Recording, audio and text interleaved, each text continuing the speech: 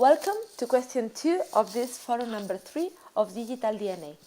Today we're going to continue learning about relational databases and the third and main element about those databases, which is the relations. What is a relation? A relation is an association among entities.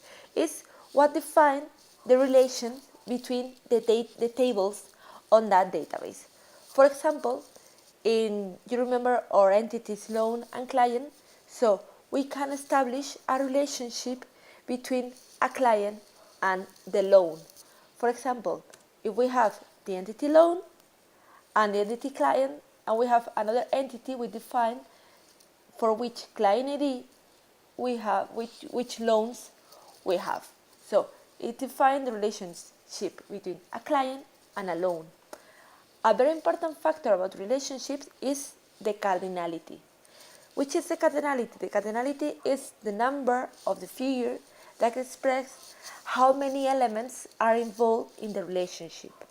And there are mainly two types of relationship or cardinality of relationship, which is one-to-one, where you have that only one element in table A can have a relationship with only one element in table B. For example, one client can only have one name. For example, here, one client can only have one name. Imagine they were in two different entities. So this is a one-to-one relationship. And then we have another type, which is one-to-m, where you have one element in table A that has a relationship with one or more element in table B.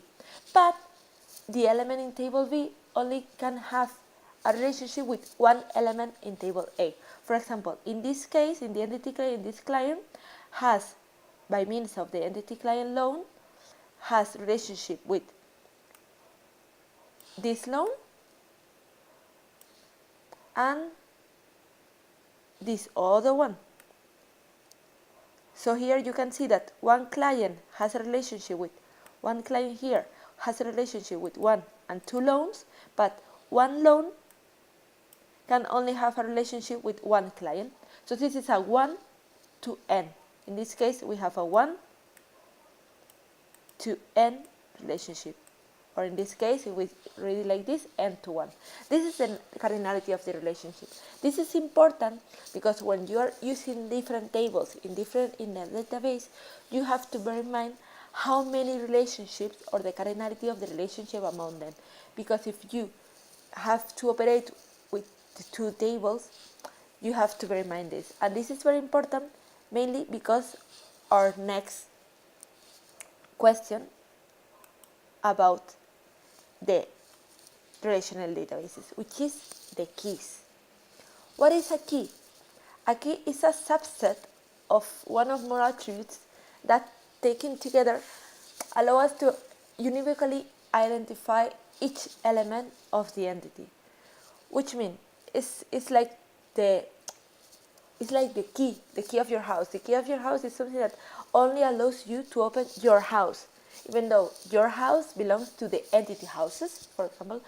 But in this case, the key is the field, the attribute that makes that element unique in the database. And this is what we call normally primary key.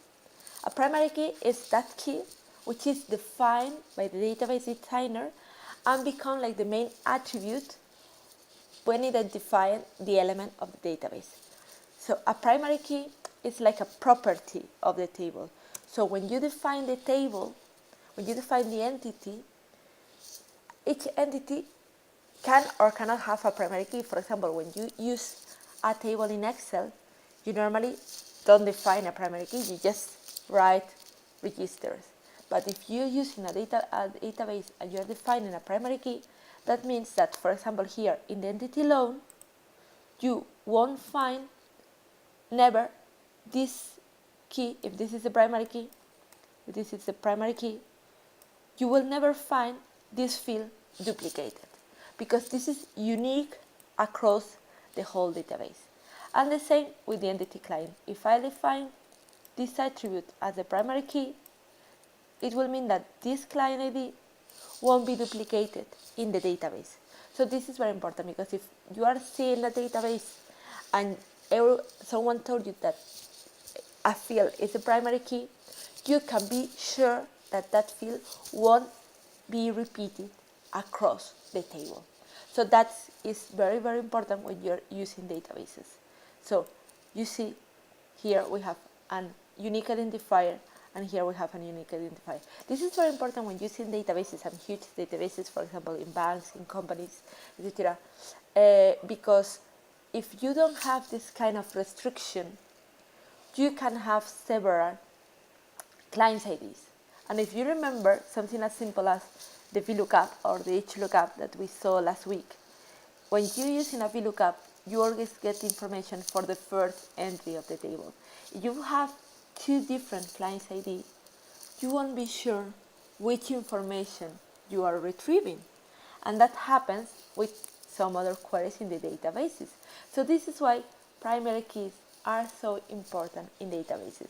Because in Excel, you can, normally by looking or by doing some filtering or some pivot table, you can even identify if a register is duplicated. But with databases that has millions or trillions of records, that is almost impossible. So this is why the primary keys are so important in the definition. And let's go with the last concept for today, which is the joins. And the joins is a very important concept because it will lead us to something that we are going to see in Tableau tomorrow. So what is a join? As I told you like 5 seconds ago, you remember the VLOOKUPs and HLOOKUPs in Excel. Well, a join is something like that. A join is a clause, is a statement, it's an utility that databases has that allows us to combine two tables.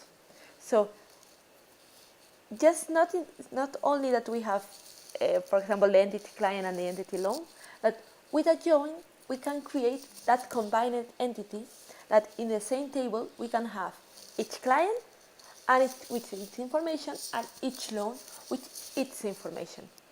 And the thing is that as we are talking about databases and not Excel function, there are 4 types of joins, because it depends on which is like the main table or what records we're going to take from one table. The first one, and the most used, and the one that I recommend you to use always because it's the most intuitive for us, is the inner join. In the inner join, you see we have the table 1 and the table 2, and we have some records that are belongs and that are joined in the 2 tables. That means that table 1s have some record that are also matching some records in table 2. So what we're going to obtain from that join is this darker area here. We are going to forget about these records here, and we are going to forget about this record here, and we are going to get something that matches in the 2 tables. So for example, if you're combining the clients and the loans table, you will only get information for those clients that has a loan, or those loans that has a client. Normally each loan has a client, but if you get clients that do not have a loan, in your output you won't get those clients. So this is why there is another type of joins, which is the second one, which is the left join, where you define a table like the left table, this one, and what you request in the join is that you get all the information from this table, for example, in this case from the entity client, and also you retrieve those information from table 2 here that matches table 1.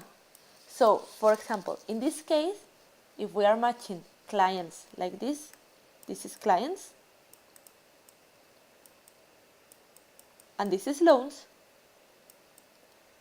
we will receive all the client's information, and for those clients that has a loan, we receive the loan information, and for those clients that do not have a loan, we won't get any information at all.